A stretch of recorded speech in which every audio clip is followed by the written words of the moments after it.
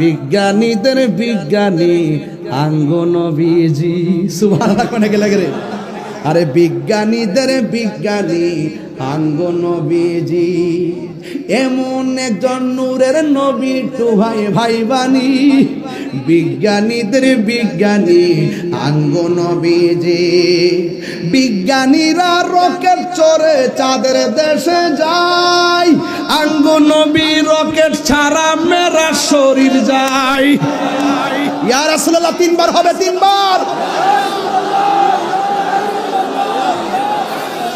আবার বলি ইয়া রাসূলুল্লাহ।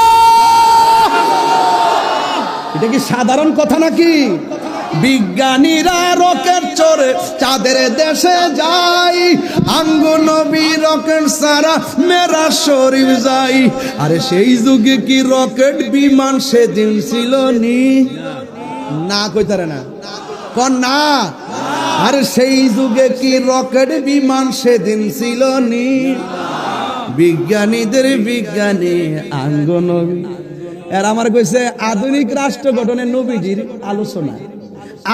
আধুনিক রাষ্ট্র বানাইছে বিমান, আধুনিক রাষ্ট্র বানাইছে রকেট।